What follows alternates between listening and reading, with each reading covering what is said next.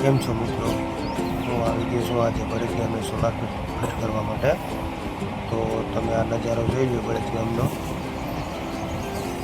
અને જો આ રીતનો છે સ્લેબ એ નાની સાઈઝમાં છે અને આ નજારો છે. આ સ્લેબ ઉપર અમે જો આ રીતનું ફિટિંગ કર્યું છે.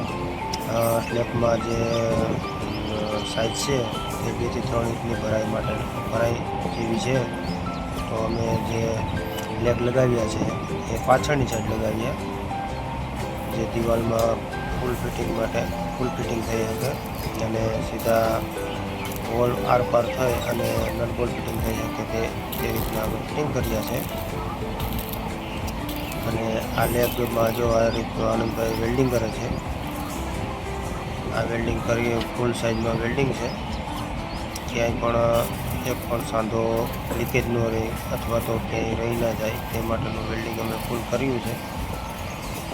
અને આ વચ્ચેનો લેબ મારીએ છીએ, કોઈ મારતું નથી, અમે મારીએ છીએ કે જેથી કરીને જમ્પ ન મારે અને પ્લેટું છે તેમાં નુકસાન ન આવે.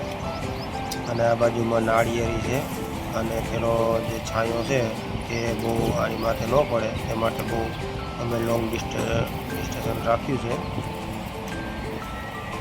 જોઈ લો, આ રીતનું અમારું ફિટિંગ છે. ઉપર જે સ્ટ્રક્ચર લાગી ગયું છે, આ સ્ટ્રક્ચર લાગી ગયા પછી અમે ફૂલ વેલ્ડિંગ કરશું. ફૂલ વેલ્ડિંગ થઈ ગયા પછી તેની ઉપર અમે સોલારની પ્લેટો લગાવીશું.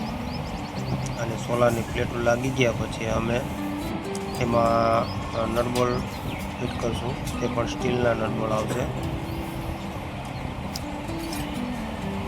અને આ રીતના અમે સ્ટીલના નટબોલ મારી અને વાયરિંગ લંબાવી લઈશું. જો અમારા મિત્રો બધા અત્યારે વાયરિંગનું કામ ચાલુ છે અને નટબોલ્ટનું પણ કામ ચાલુ છે. જો આ રીતનો અમારો નજારો છે, આ રીતનું ફિટિંગ અમે કર્યું છે. જોઈ લીધું, 3જા માળે છે અને ફૂલ મજબૂતાઈમાં કર્યું છે, વાવાઝોડાની ધ્યાને રાખીને. અને આ છે બળેજનો નજારો. અહીંયા પણ એક સોલાર ફિટ